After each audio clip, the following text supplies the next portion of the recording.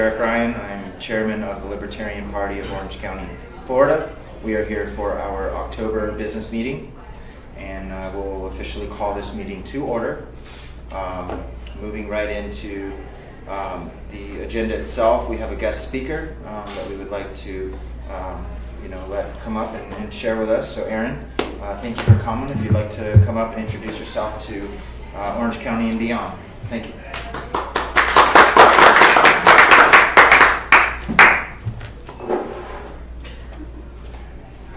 Thank you very much. Let me set my timer so that I don't go over. And go. So, hello everyone. My name is Erin.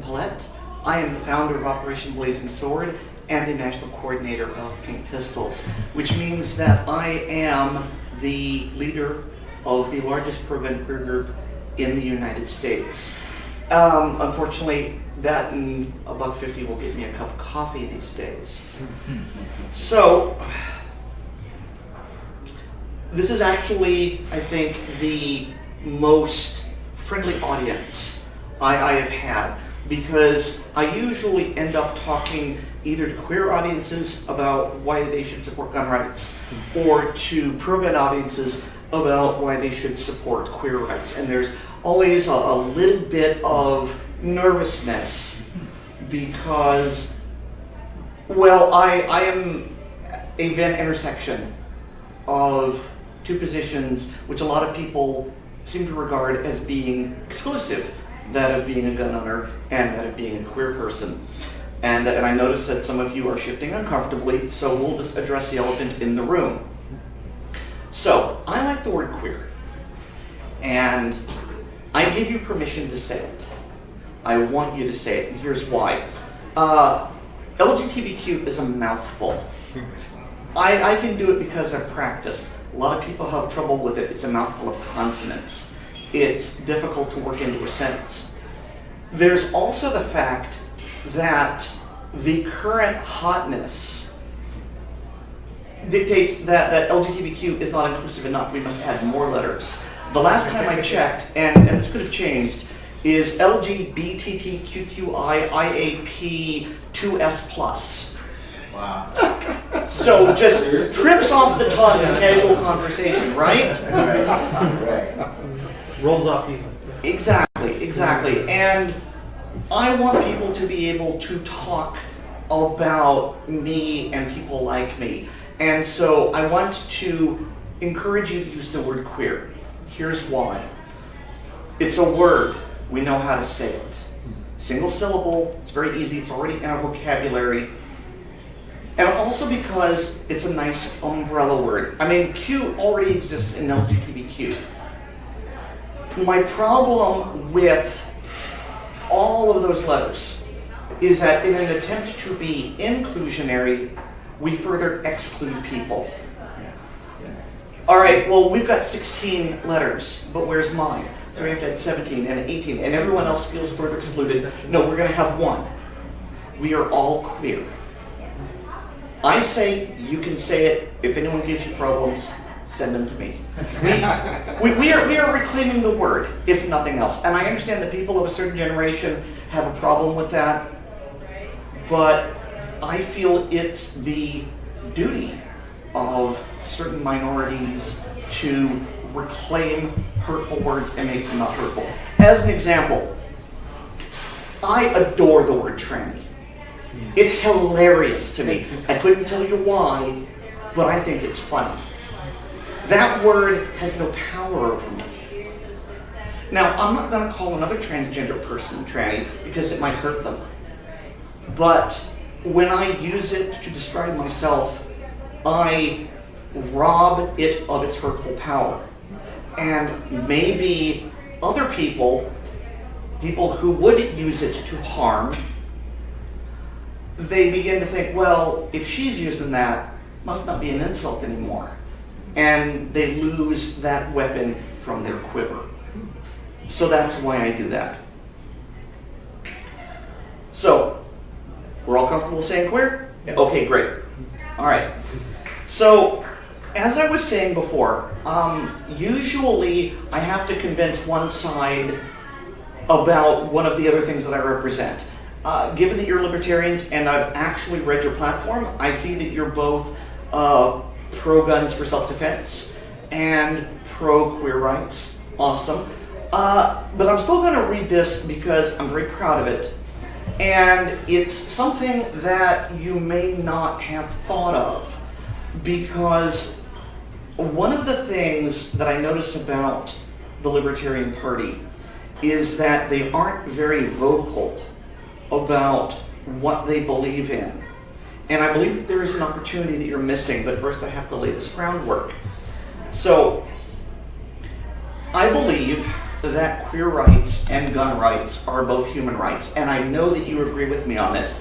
But I go one step further, and I believe that gun rights are queer rights. And I'm going to demonstrate my logic to you. Am I still in frame? Great. You're good. Okay, so I have the right to live. There are people who wish to end my life because I am queer. Guns allow me to defend my queer life. Therefore, guns preserve queer lives.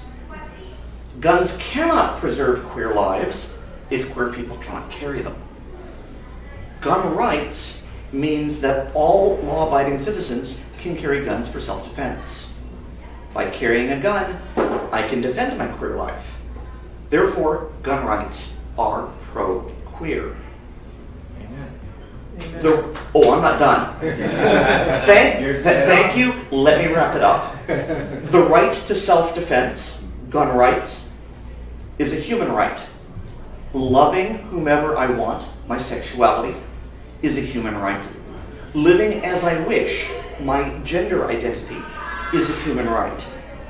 Therefore, gun rights are queer rights, and both are human rights. Amen. Well done. Thank you.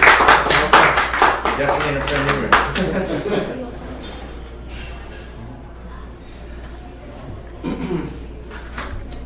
So, the reason that I founded Operation Blazing Sword, well, I did it literally the day after Pulse. And it's because I noticed something happening that I had been told by society never happened. I saw gun owners who we're told are far-right, conservative, white, heterosexual men who hate queer people. I saw them offering to take queer people to the gun range, to provide the gun, the ammunition, the hearing protection, pay their range fees, do all of that, and teach them to defend themselves, because human life is precious, and because everyone has the right to defend themselves. And this was something that we were told never happened. But yet, gun owners were telling their political opponents, their ideological opponents, even though we disagree on potentially everything, you're a human being, your life has value, it's precious, it deserves to be defended, let me teach you how to defend it. And I thought that was beautiful, and it needed to be shared. And I was in a unique position of being both a member of the gun community and the queer community, and that allowed me to spread the message. And that's how Operation Blazing Sword was created. And there still is, in fact, a demand for it.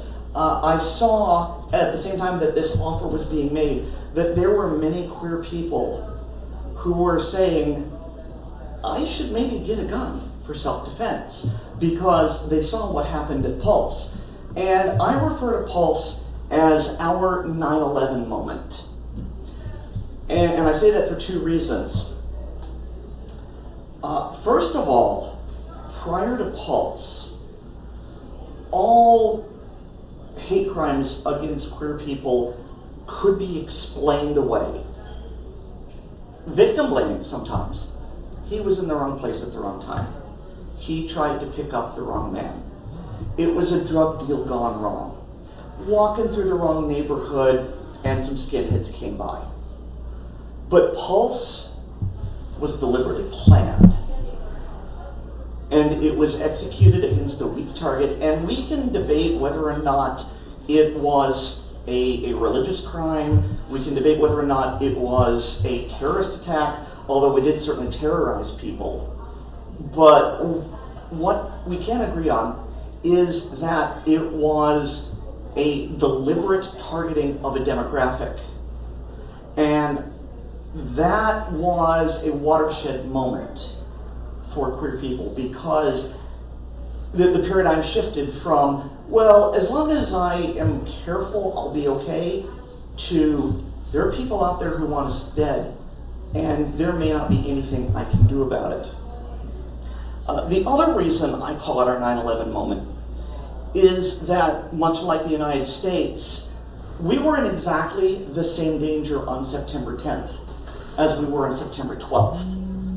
It just took the events of September 11th to realize it.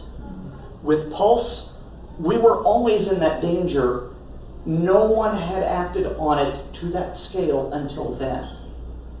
And so this watershed moment caused a lot of queer people to go, I should probably get a gun.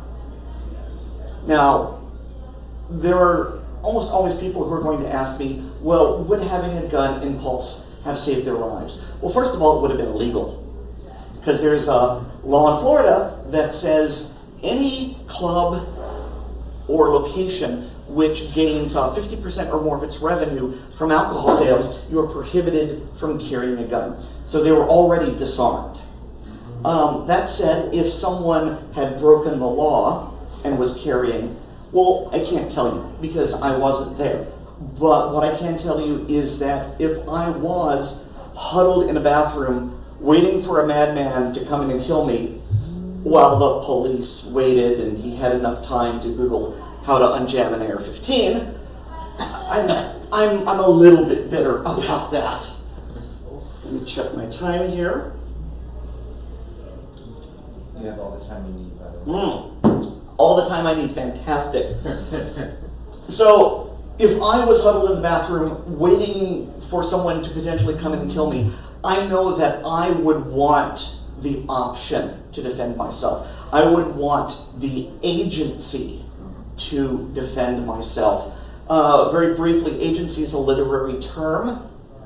It means the ability to make decisions that affect you. The classic example is the fair maiden who is captured by the dragon. She has no agency. The dragon controls all aspects. She cannot get away.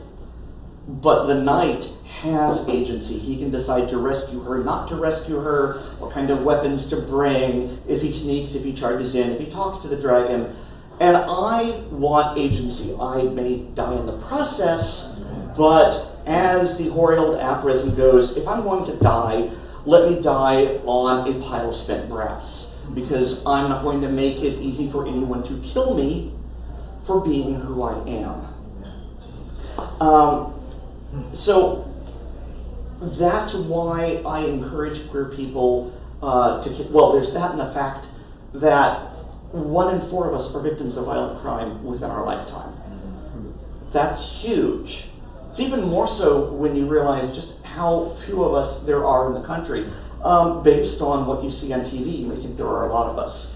Now, there may be people who rely on the census, and I don't blame them, but we can only rely on what's reported. And what was reported was about 3.5% in the United States are queer in some way. So 1/4 of 3.5%, that's a huge chunk of such a small group. Now, I believe that there was an opportunity that was missed on the day after Pulse, which I believe was June 12th.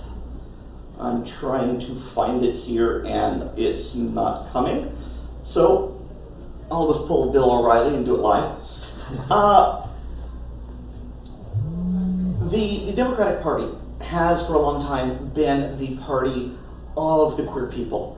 And to fully explain that would take about 20 minutes. But the very short version is that queer people gravitate to cities because prior to the internet, it was very difficult to find people. It was illegal for most of last century. And so if you're trying to find someone to spend a lifetime with, you need to go where there's a greater concentration of people and perhaps with more metropolitan attitudes. You've got to play the numbers game.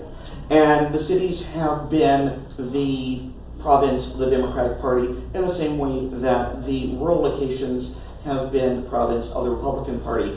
And so when queer people are looking for representation, they see it more in the Democrats than in the Republicans.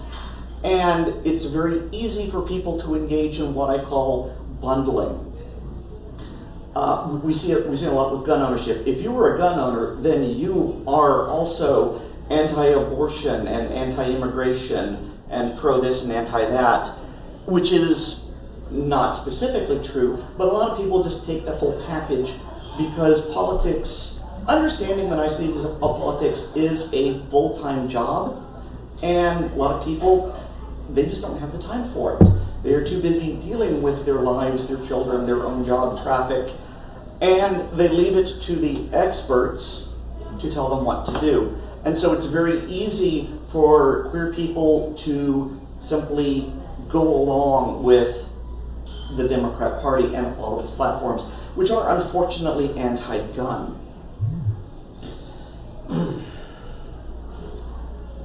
Now, I believe an opportunity was lost the day after.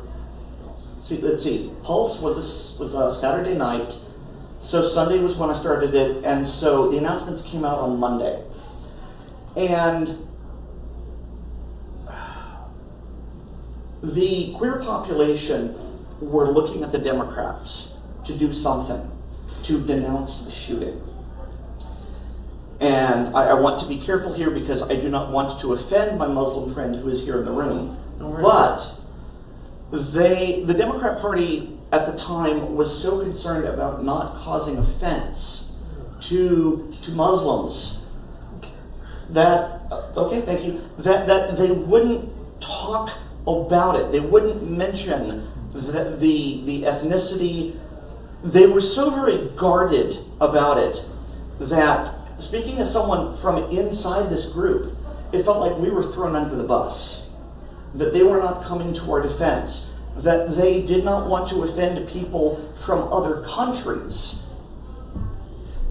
and sacrificed their own supporters in order to look good for political reasons. And that is an opportunity that I think was missed by the Libertarian Party because, as I observed before, you are a party of gun ownership and queer acceptance. And I'm not blaming anyone in this room. I don't know who to blame, if anyone. But that would have been a golden moment to stand up and say, queer people, we're the Libertarian Party. We accept you for who you are. We defend your choices. We also encourage you to be armed to protect yourselves. Now, that was the best time to do it. The second best time is right now. And I'm not in a position to tell you how to do your business, but I do think that if you were to make one of your campaign slogans is not the right word, a talking point, if you will, that you are the party of rights, of all rights, of the right to self-defense, of the right to be who you are, that I think you could capture a lot of the disenfranchisement that's happening right now. I'm looking at the 2020 election, and I really feel like, to use the term from Ghostbusters, that I must choose the form of my destroyer. Because Trump, he claims he's pro-Second Amendment, and That he passes the bump stock ban, and he's talking about banning silencers, and to give him the benefit of the doubt, I think it's entirely possible that he might simply regard them as accessories, and because he hasn't banned any guns, he's still pro-gun. That's a charitable view. Yes, exactly. The uncharitable point of view is that he's from New York City, and by and large, New Yorkians don't have a use for guns in general. Now, I'm told that Donald Trump Jr. is a big Second Amendment man. He's got automatic weapons, and that's great, but his daughter doesn't. And I think that she's pretty anti-gun, and I think she has more of her father's ear. So, I don't want to vote for Trump, because he hasn't proven himself to be a friend of the Second Amendment. I don't trust him. On the other hand, look at the Democratic candidates. You're good still. Oh, I'm good still. Why, thank you. Well, I am getting close to wrapping this up. But you look at the Democratic candidates, especially when Beto O'Rourke said, "Hell yeah, we're coming for your AR-15." And not only did the audience cheer, but in a packed field where candidates are trying to differentiate themselves from each other, not a single one of them backed away from that. Not a single one of them said, "Hey, wait a minute, that's going too far." So they didn't agree with words, but they had a rather tacit silence. And I'm not going to vote for anyone that is going to attempt to strip my rights from me. So, here I am in a Morton's Fork, and I don't like it. And I would dearly love to be able to vote for a Libertarian candidate, one who understands not just politically, not just philosophically, but viscerally, that queer rights and gun rights are both human rights. I wish I could give you better advice on how to do that. If I understood that, I would be making a killing in politics already. My calling right now seems to be spreading the message and doing what I'm doing now. But I can tell you that there is a tremendous thirst in this country for another choice. And I want you to be able to capitalize on it. And it may not be what you need to win, but I do believe that there is an untapped market of voters. It's not the right word, but we'll go with it. That could help. So please, if there's one thing you take away from all of this, it's the understanding that gun rights help queer people, and we need to emphasize that. We need to emphasize the importance of all rights for everyone. We should always move in the direction of more freedom and more liberty and away from regulation and restriction. And I truly believe that the queer community will respond to that. Thank you.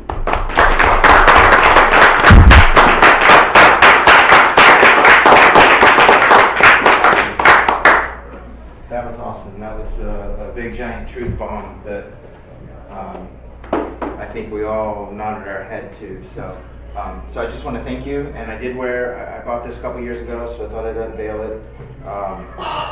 Yeah. Yes. So I'm a little fat for the shirt. It's fat guy with the shirt. Come closer to the camera. Yeah. So absolutely. But Yes. thank you so much. And I mean, I think you hit the nail on the head on some things. A lot of hard truths there in your statements, and they didn't go on deaf ears. But the Libertarian Party wasn't. I don't think maybe as absent as they appeared to be. I know there was a lot of messaging done after Pulse, and it was just right after our national convention in 2016. Many of us were real plugged in. So the problem is that we need more help. We need more activists like yourself, and there are many, and I'll use it, but there are many queer activists within the party, and we need more. and there are many not queer activists in the party that would literally get in front of a train for the right to be queer, because it is equally as much a right as it is any other inherent right. You know, you should have the right to live your life however you want peacefully, period. So, you know, if in any way that we can help, you know, we've got a state convention coming up. I'm on our LPF state convention committee. Please come to our conventions right here in Orlando. It's in February. Okay. We'll give you a better platform than you had today. Sure. So- That's the bigger one. Yes, Yeah. and that platform, Florida is one of the largest states in the nation, obviously, we know that. From the Libertarian movement, we have the most elected Libertarians in office than any other state. So as far as, Even though we are. now, there's a lot of the country that hate us. There's a lot of the country that hate us. We're controversial. We've had some interesting characters come and go through our party, and because of that, we're not milquetoast. Well, there's also the fact that the conservatives see you as being too liberal, and the liberals see you as being too conservative. Yeah, so, but you hit the nail right on the head, and that's, I mean, there's a common saying among libertarians that, you know, we think you should be able to protect your marijuana fields with automatic weapons and have a gay life if you want, or queer, or whatever you want to call it. So, you know, and our first presidential candidate was gay back in 1972. 77. 72. Two? Oh, two, right. And we had the first woman vice presidential candidate that could. Yeah, and they actually both. What's the history on that? They actually both got electoral votes. I was going to say there's an Yeah. electoral vote Voters. even. So, From the country, yeah. So the roots of the queer movement, to use your word again, are very deep in our party. And you know, now are we as activists maximizing? Of course not. And you know, there's a lot of movement going in the party and identity conversations and whatnot. But I can tell you probably the one issue that you won't get much pushback from any libertarian on is gun rights. Period. Whether you're purple, green, rainbow colored, whatever. I mean, it's a foundational concept of property rights. You know, this is my property and I have the right to protect it, period. So thank you so much for coming. That was really Thank you for having me. well spoken, and hopefully we get a little reach for you. And like I said, I know that the LPF, we can get you into the convention. We can talk more about that, but you know, I think you're a good speaker. I think you hit the points real clearly, and what we can facilitate maybe is a better audience next time. Okay. So, Well, if I could just for a moment. Absolutely. If you are interested in helping support Operation Blazing Sword, we are a 501c3 charity. And hopefully when you host this video on Facebook, yeah, she's got Yeah, it's all live the- right now. okay, I can put up the address, the link, thank you, the link, so that you can make donations, because unlike our opposition, we aren't funded by a New York billionaire. We are a grassroots effort, and we subsist on private donations. While you're here, you know, I think one of the problems in Orlando specifically, post Pulse, is that the queer rights movement, I think by and large, has been sort of taken by the Carlos Guillermo Smiths of the movement, the very extreme leftists that want to take guns from everybody. And you know, Carlos, if you're watching, you know I love you, and I'll hug you the next time I see you. But you know, I'm never going to agree with you on this situation. And you know, I like you, Carlos, but I don't trust you to protect my life or Erin's life or anybody in this room. And that is the foundational reason why the Second Amendment can't be taken away. And you don't think you're taking it away, but you're doing it. So, you know, and that's a shame. And so, absolutely, I think the libertarians would love nothing more than to, you know, with your help and others that have spoken with us, reach out to the local community for sure, and just let them know that we're an asset. And certainly on this issue, I mean, if you can't feel comfortable going out of your house, or even in your house, but certainly out of your house to be yourself, which is kind of what happened from Pulse. I mean, gosh, you got to be thinking about the Second Amendment. In my mind, nobody's just ever intelligently talked to you about it. Would be my assumption. So, so anyways, but I wanted to make sure I poked at Carlos there if this thing goes viral. So, Is it possible to have a quick Q&A, very tiny Absolutely. session? Oh yes, I would love to. I just Here, I did. all right. Well, just a moment. Let me. I did want to. Yeah, take your time. I did want to mention something because. Oh, are we sitting down? we can if you want. Oh, sure. as you know, I'm Muslim, and my religion was invoked in this incident. Do you need me to? Are you clear? Okay. So I do feel I want to both explain something and ask something as well. Okay. All right. So regarding explaining, after I rushed immediately to donate that day, it was the next morning. The announcements, as you said, it was Monday. I immediately rushed to donate, and I like advised my friends like on where to gather and go for the nearest One Blood to basically immediately help out with this, because we saw like large lines immediately form. It was I would say a moment of solidarity. But I'll never forget, that was the same day that the Libertarian Party of Florida had actually reached out in an ad, and like through Facebook I was able to contact them, because I was interested since 2008, since Ron Paul, in liberty, and unfortunately I was washed up with all the Bernie movement and Hillary and what was going on back then. It was intense, advertising, and I wanted to take a break from that. Those two things were connected to me at the same time: pursuing liberty and donating to support the victims of Palestine. Okay, thank you. At that time, happened at the same time, the same day. I'll never forget. I think it was Alex. I think it was Alex Mercer who was talking through the ad, and I spoke with him right as I was about to go and donate. That actually happened. They were both intertwined, and yet, unfortunately, 2016 happened just the same. Like it was such an intense, I would say, march towards gun control and intense, I would say, neoliberalism. It ended as well as anybody. We all know in this room that the bipartisan hamster wheel is what I call it. At one point they were saying, Gary had 11%, and we were making this big ride, but it's like if the attention of the American voter is based on slaying a 5 a.m. interview when someone throws a gotcha question at you. That's really, that's really what happened. And so and that just shows the reality of the propaganda, generational propaganda of you have to vote blue or red. It felt to me like Pulse was unfortunately not represented in that election. It wasn't. So it's controversial. If they don't have to, if they're not going to have to talk about something controversial, they're not going to. That's basically it. I felt that's one of the I guess the triggers for me to pursue something that was not the two-party option, because I was seeing what was going on. People were donating blood for this cause, but they weren't going to talk about it later on. The One Blood that was on Orange Avenue that was closest to Pulse had a line. I'm telling you, the line was a mile long. Yeah, it was. So we found so many One Blood trucks back then that we immediately went to. Go ahead. So I have a question. We heard a lot about what inspired you to start this and why you keep it going. I'd like to know more about what you do with the organization. What do you have events? How do people get involved aside from donating? What are the type of things that you pursue with the organization that people could get involved with? Okay, so as of last year, Pink Pistols merged into Operation Blazing Sword, and I run both, and they are different organizations. They've got the same goal, but they go about them differently.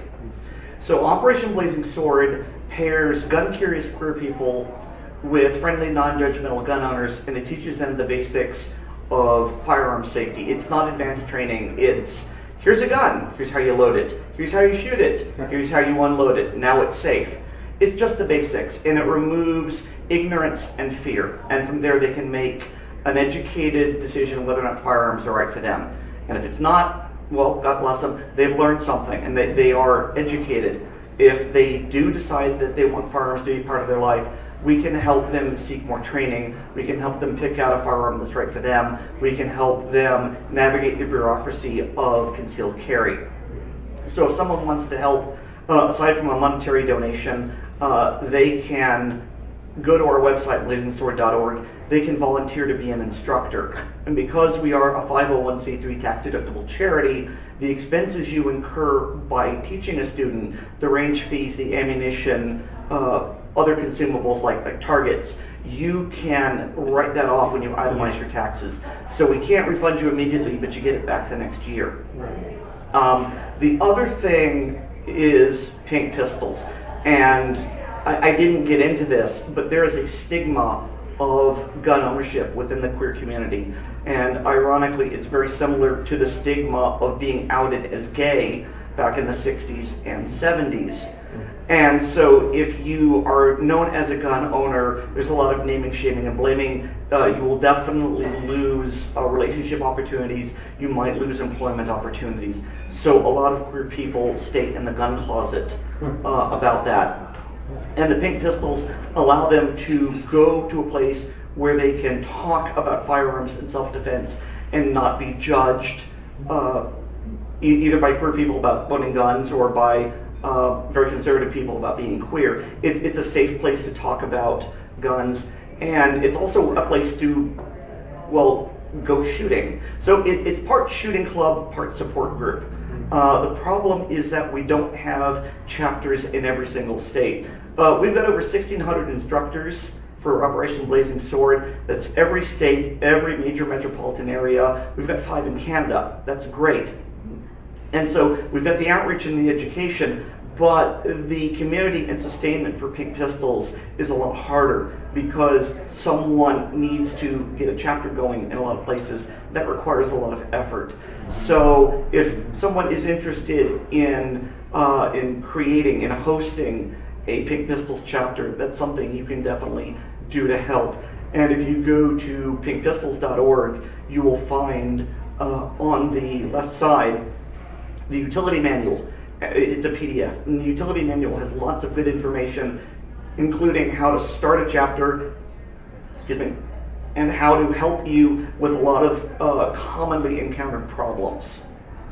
And so if you want to help in that way, you can join a Pink Pistols chapter. You can create one if none exists.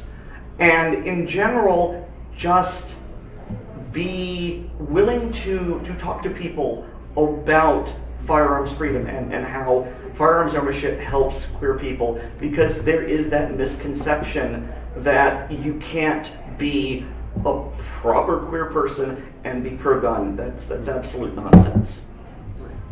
I think that if there's one group of people that have highly trained gun owners who love to go to the range and even show others just for fun, and love to talk about why gun ownership is protecting your personal freedoms, it's the Libertarian Party. And I will say that there are at least a couple people that I've heard of personally that run different county affiliates across the state. One I know all the way up in Lake County that were very interested to hear this, and the type of people who may want to volunteer for that type of thing to be an instructor or help out. I'm not going to say that he personally will, I don't know, but I know he likes to teach people and just go to the range just because, and he wanted to hear about this. But my point being is that libertarians believe in voluntary action and in helping through that type of manner. So I think that that could definitely be something we talk about, is trying to get some way to organize a list of the libertarians that we talk to that would like to teach. Because, like I said, if there's any particular group that has tons of people that are trained and would love to go to the range just to hang out with other people and go to the range, I think that would be a good. Yeah. So another movement the LPF is working on is, the reality is we don't have an elected libertarian in Florida on the state level. That's an unfortunate truth. We do have we've got some mayors and soil and water boards and other things. We have some libertarian leaning elected officials that we have influence with. But basically a lot of the dialogue with the LPF right now is to work on the legislative influence that the party has. We are the third largest political party in Florida. Obviously there's a big leap from number 2 to number 3, but we're still number 3. We literally hold that seat. So I think you're going to see moving forward, and certainly there's going to be dialogue at the convention in February about how the LPF can partner with activists, people that are boots on the ground, that are hot on issues such as gun rights, such as the environment, such as housing, whatever it is, and you're already a mover and shaker, and the LPF wants to come and surround you with hopefully some more support. And we're going to be going up, we're going to be lobbying, we're going to be more present in Tallahassee, I think, as a unit than maybe we've been. And I mean, as an official LPF unit, there are libertarian activists that are in Tallahassee from other organizations. But I mean, as the actual banner holder of the LPF, that is on our agenda, and I will be one of those that's going to do that. So I know we've got we've got a constitutional carry amendment that's been moved forward. I mean, It's not going to go anywhere, unfortunately. I know, and then we've got the other extreme where they want to take them all away from us. So it's just interesting, but as a party and wanting to, like you said, have our voice heard in the conversation, which you mentioned appeared to be missing after Pulse. That's what we're working on. How do we get in the conversation? Well, let me piggyback off that. There's a saying within the queer community that silence equals death. And that can be taken literally, but I find that it has more meaning when you take it figuratively, because when you are silenced, no one can hear your voice. Your opinions cannot be heard. You cannot make change. You are pushed aside. You are effectively dead because you have no ability to influence the world. And that is why so many Pride events are out and loud and proud. Let's not forget that the first Pride event was a riot in New York City. And so I think that's something that libertarians in general can remember, that for you as well, silence equals a kind of figurative death. Because if you aren't making yourself heard, then other people are stepping on you and they are making decisions that affect you. So do not be silenced. Make a point of making sure that your opinions are not just heard, but by God, they're going to be recognized. Well, that actually touches on, both of you have already touched on the two questions I had, but I'll go ahead and toss them out there anyway. On that point that you just shared, that was the question I was going to ask, as you said that, as you said, the second best time for the Libertarian Party to speak out is now. But the question that I have as someone who runs our social media and other outreach is, how do you do that, like mechanisms and things like that? Because we can shout it all we want, but that's not helpful for people ain't hearing it. And that is something I've been trying to crack for the last 3 years. If I ever figure it out, I'll let you know. That's the big problem, is that I know that there are people deep within cities like San Francisco and Los Angeles and New York. They need to hear it, but they're insulated. And aside from the obvious answer of money, where I just, okay, well, I'll buy enough advertising that they're bombarded by it, which is something I can't do. I've been trying to figure out a way around that, and that's very difficult. So I've been doing the best I can, which is going around spreading the word. And maybe at some point I will catch someone's eye, and they will do me the very good favor of giving me press that I could not afford. So I wish I could give you some good advice, and I realize it makes me sound rather impotent by saying you need to do these things and I don't know how. But there's a reason I'm not in politics, and that's one of them. I'm curious if you feel that an LB Queer. I think that's common. Takes us An event, a gun introduction event. I mean, do you have things locally that you're doing? I mean, is that something that we could maybe partner and have and it doesn't necessarily even need to be a queer-only event, but just market it in a manner that would be welcoming for. So last year I hosted here in Orlando, what was it, One Aim, Safety for Everyone, something like that. And it was a combination of the Run, Hide, Fight class, only it wasn't lame because it was taught by a SWAT team member, and I don't remember all his qualifications, but the man knows about the fight portion.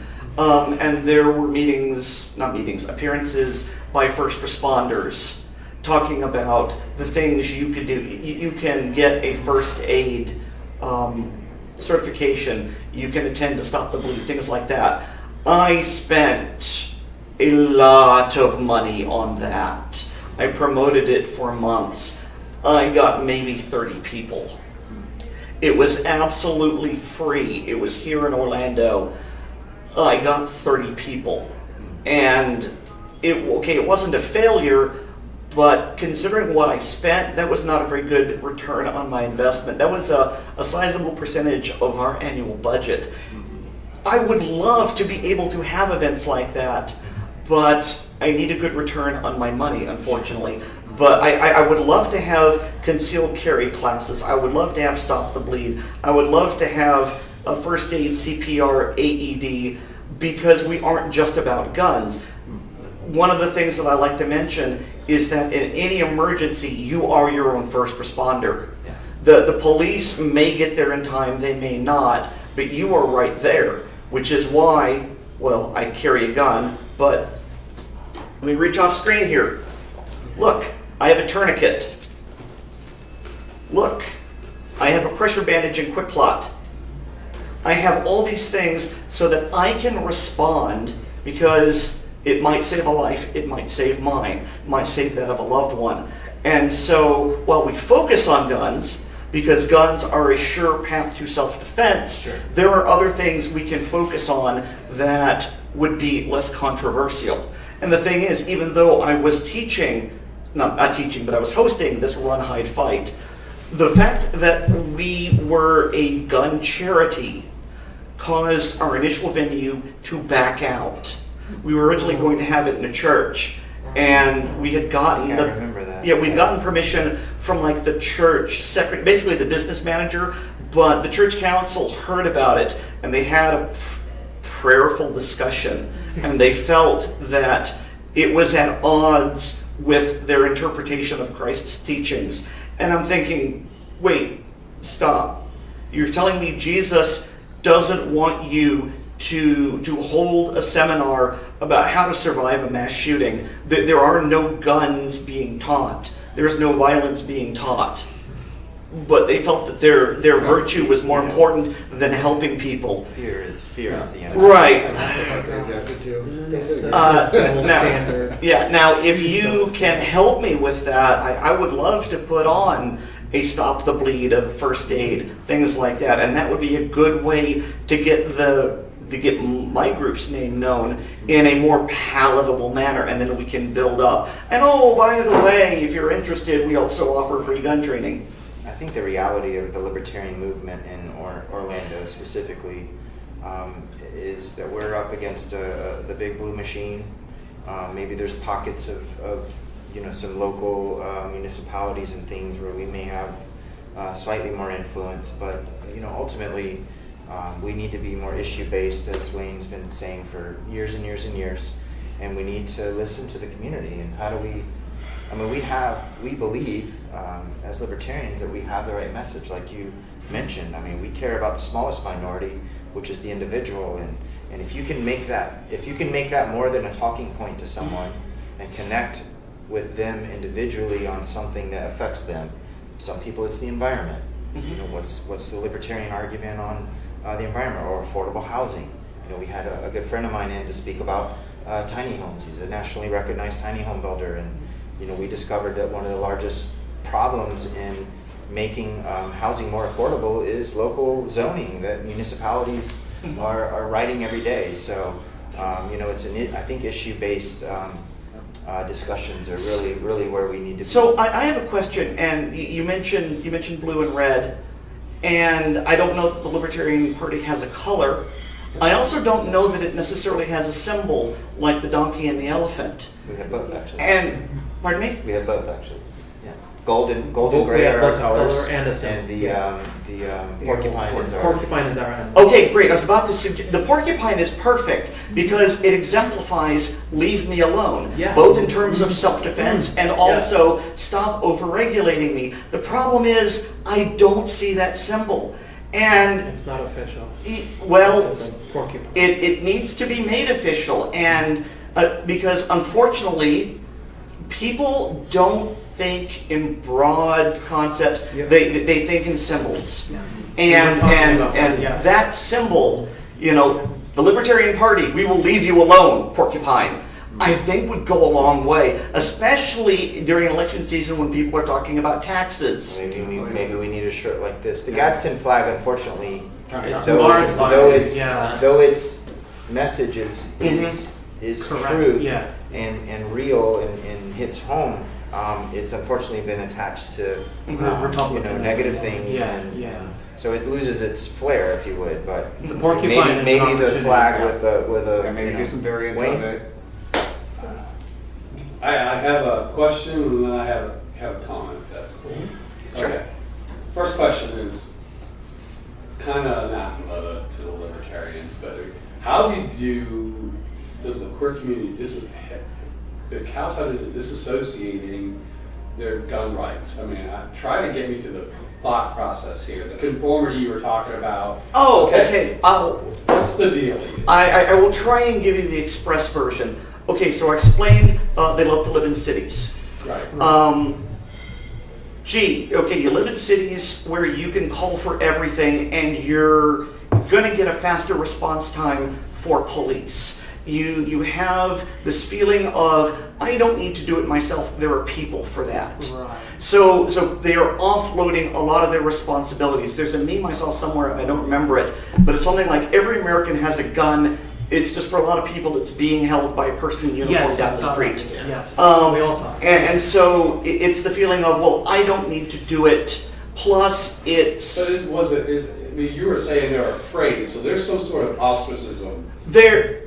Okay. Okay, which to me, from the queer community, is like, okay, it's a double standard, you know, because I mean, Doesn't make sense. All right. It doesn't make sense. Yeah, it doesn't make sense. What you need to understand is that a lot of queer people were bullied from a very young age because of their queerness. Which would make you think that they would be so against it. It would, but the problem is that they are typically bullied by very masculine men. And unfortunately, the masculine types are the kind to also go into the military And carry or guns. into the police. Right. So therefore, it is seen as, well, this is where those brutes go. And guns are tools of the bully, of the oppressor. If you own a gun in the queer community, and of course this isn't blanket true, but the overall feeling is, well, why do you want a gun? Who are you going to kill? What are you going to do with it? You might kill yourself. And it's just this justify to me. Well, that's what I'm trying to get at. Okay. And so it's a large confluence of things. Well, I don't need it. I live in the city. The police will come. If you own a gun, you're one of those icky brutes. I'm a good Democrat. The Democrats think we should have gun control. There may be some other factors that I'm not aware of because I haven't gotten that deep. It's deeply, deeply entrenched for decades. And so after a while, that's just the way it is. Conditioning. It's an image. Yes. Basically, it's an assortment, a package of expectations associated. Right. What was I'll your make- comment? I'll make a I was gonna say, comment. what was your comment? Okay. All right. Well, listen. There has been no shortage of outreach from the libertarians to the queer community. Okay. So if you're thinking that we haven't tried to be there, we have. But the reality is, like you said, you give us a pat on the back, and you go to the Democratic Party. Okay, so it's not on our end. I can assure you, having been in this for a long time and reached out. But you know what? No matter what, it's that conditioning to go to the Democratic Party, and not just on gun issues. It's just the way it is. You know, 7 years ago, you wouldn't have heard libertarian being brought up on TV. Now it's everywhere. So we're like you in that. Okay, we're not rich. We don't have one of the networks, taking up our positions. So we're kind of in the same boat. So here's a recommendation. I don't like to use that word. People respond to representation. Unfortunately, representation is often seen as tokenism. And And I don't want to Sometimes. I don't want to tell you that you must have a token candidate, but I am telling you that if the Libertarians had one or more openly gay, openly trans, openly queer candidates. We have. We have it. Again. Yeah. Okay. There's no coverage. See, that's the problem. I don't know this. Matt McCary running for Florida Senate in the Jacksonville area. So that's local. So- that's literally a city Yeah. away. So apparently the problem is getting good press. Yes, exactly. And again, I don't know how to do that. I wish I could, but that would be something. Give people someone that they can identify with, that they feel represents them, and that will help create a viable alternative. Have you had much interaction with the actual party official? I have not. Okay, so the next steps, we're going to connect you. We're going to connect you with some queer leaders in our party. Wonderful. That are We movers have and shakers. Yeah, leaders, not just I anyone. mean, Yeah. Okay. you know, one of our arguably, recently a little controversial, but arguably best candidates we've ever had, Larry Sharp, ran for governor of New York in 2018. His, correct me, his policy. His policy director. His policy director is Siobhan. Siobhan. Yes, I know. And So- not only have I talked with her on Facebook, she actually used one of my statements. It might have been that logical thesis. I don't remember. She asked my permission to use it for Larry's campaign. Yeah, so Okay. I think really, you know, you've obviously made connections in your activism. You know, I think it's just a matter of a lot of us are kind of out on islands on our own. Yes, we're not exactly. doing it So we maybe just need to intentionally, make but some small and, you know, interfaces. the weird thing is that, you know, we're the party of individualism. So the whole concept of everybody getting together and kumbaya and doing anything is just sort of a. So there's that weird thing too we have to navigate through. But I mean, ultimately, you know, it sounds like you just need to get plugged into the LP, and I think you're going to find right away some assets that can help you, and then you're probably going to help them. Yeah, vice you know, I mean, versa. it's going to be a quick trade-off, and we just need to do it all over the country with all different subject matters, not just this particular one. Sure. And as a comment and question related to that, I picked up your tax status as 501c3 also put some limitations on you, and that you can't really do political lobbying or anything like that. That is correct. Really, about the only political things I can do are talking about the Second Amendment and gun laws. But I cannot endorse candidates. Right. I cannot disendorse them, whatever the Right. proper word is. Yeah.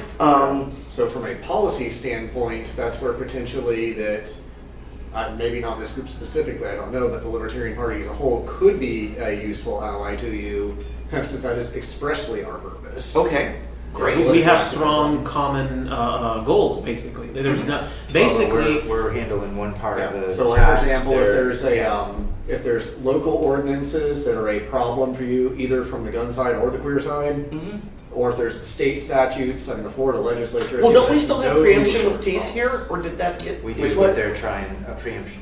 She asked if there's still preemption with teeth, but you have them. I know there's a small city in Tampa, or maybe Tampa itself, that's trying to Yeah, there's initiate their own gun policies. Yeah, there's you know, still a number of preemption places be damned, trying basically. to challenge preemption. So- It's still the law, There's a- and that's always an interesting question from a libertarian standpoint. Because our default position is home rule, but not when it takes your fundamental not when rights. not when it compromises individual rights. There's an ideal scenario I'd like to offer. You know the weird marriage between the NRA and the Republican Party, right? Right. I really just thought that honestly, there could be a better scenario where we have that, where the LP has that with the queer community. I think Izzy just proposed. So what you're saying is that libertarians Politically. should intentionally invite the state into their lives to write a constitution to. You know what I'm talking about. I'm talking about this Sorry, weird. I No, think I we- love it. I It would have been funnier if I had remembered his name was Izzy. I mean, honestly, I think we already have it. I mean, you can trace the queer activism in our party literally to day Highlight one. it. Highlight We it. are. They The try bottom, out the is bottom to line. out. The We bottom know. line is honestly. The bottom line is that politics and getting your position heard takes billions of dollars now, and that is whether your activism is this topic we're talking about today or some other individual rights discussion, you're up against a machine that's insane. So I mean, we're probably your biggest ally, but even us joining forces, we get to turn around and it's like the little meme with the little kid with the teddy bear, you know, and he sees the demon coming out of the closet, you know, and it's 30 feet tall. I mean, that's you know, we're essentially the teddy bear, and we're still up against this monster. So all we can keep doing or is the ostracism by affiliating with libertarians. I don't know, maybe we have some, you know, it's sad to be libertarian. I'll be honest. I don't know. I'll be honest. I've gone to some.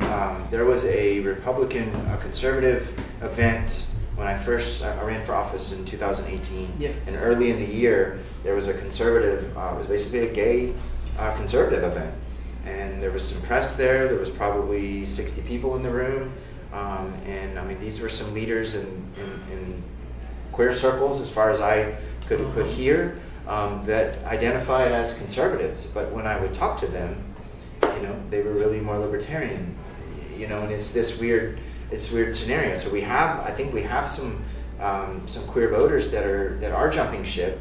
I mean, the local Donald Trump guy, Randy's a friend of mine, you know, a reasonable friend of mine, and is an openly queer man.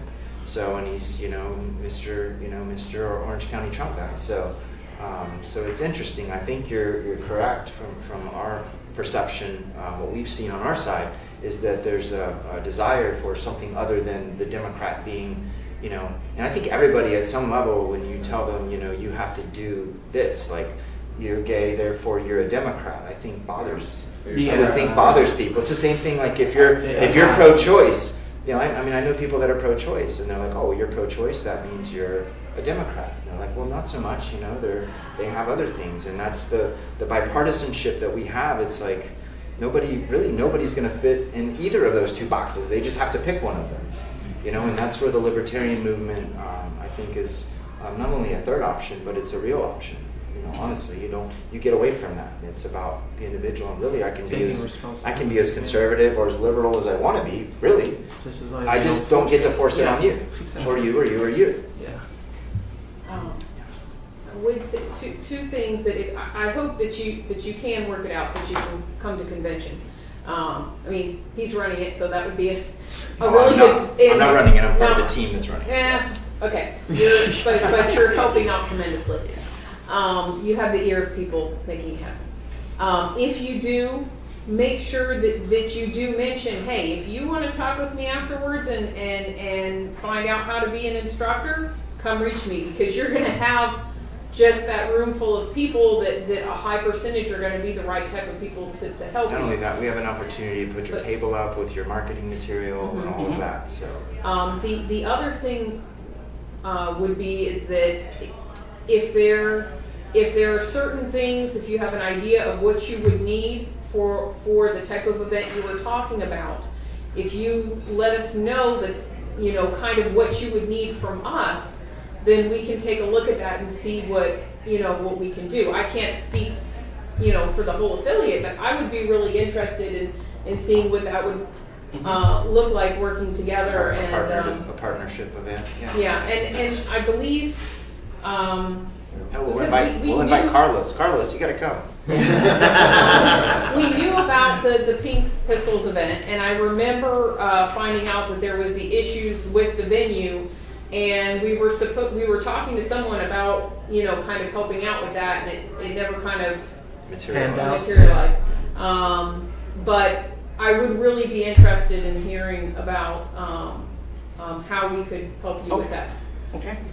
And I might like to add to that whatever we may do, it's got to be publicized. People have to know, so that it's beneficial to both sides, and well, all sides, because we're very inclusive. And while I have the floor, maybe for a second, I just want to mention something about the Second Amendment, just to elicit your response. Second Amendment doesn't give us the right to own guns. It codifies a pre-existing natural right to self-defense. Even animals defend themselves against predators. My dog, with his claws and teeth, will defend himself against the neighbor's dog, whatever. So it codifies a pre-existing natural right, and by extrapolation, a human right. So if any anti-Second Amendment people think they can take the amendment away through a long process of changing the Constitution, which is why it's not gonna happen, well, they're quite wrong about that, because even without the Second Amendment, we have a right to own guns, which can be found in the Ninth Amendment. The Ninth Amendment says that the listing of rights in this Constitution does not exclude the people from other rights that they Right. believe they have. So if you take away the Second Amendment, I'm still gonna own my gun under the Ninth Amendment. So You know, I thought, I just wonder if you have It's a a comment on limitation that. on the government. The Constitution was supposed to be a limitation on what the government can do, That's true. including what they might try to deny you from. It lists, no, they can't deny you from One of my that. basic things when I get into any discussion with someone that feels that on some level a person or group of persons has the right to infringe on my right for self-protection, or your right. You know, it's like, how does a human, explain to me upon what authority does a human being have the right to tell another human being what degree of protection they can or can't have for themselves? It's essentially that fundamental. Tyranny is what It's that fundamental. That's what I'm saying. I mean, you're a Let's human. get a brass tacks. You're a human. I'm a human. Okay, you're a group of humans. Like, how do you get into a group of humans and somehow elevate your authority? It's fantasy, is what it really is. No, It's it's tyranny. You know, They know it. and they can't answer it. Is the funny thing. If you ask them that, okay, then Well, you call then them just facts to their face. then just explain to me upon what authority you come from that you can dictate that. You know, and they will ramble off something about, well, it's America and we're a democracy, and okay, so essentially gang rule. You know, so it's Yeah, the flaw of democracy. you know, model. it's and yes, I think it means tanks too. Yes, so that's always the thing. Oh, well, so you can get a fighter jet then. I'm like, well, if the government has a fighter jet, then absolutely, I think I should. I think I should have the right to have one. The government wouldn't pass a background check. Right. So, anyways, we do need to bring this to a closing. So, Yeah. Were there any more quick questions, Do comments? you want to give your website again? Yes, I do. Also, not a question, but I would love to actually start the podcast initiative. This is a formal invitation. I run a company and we do podcasts online. I would love to record a follow-up to this Certainly. speech today. And yeah, my company is not that far. It's right next to the Mall of Okay. Mania. Just I would start- love to, Start coordinate. shoot us some You options. have a card, yes. Yep. I can contact you with that. All right, so for anyone who wants to donate based upon the strength of this interview, you can donate at paypal.me/blazing sword, or you can go to our website, blazingsword.org, and there is a button there for donation. Every little bit helps, and it's all tax deductible. Excellent. Thank you. Thank you so very much. much for joining us.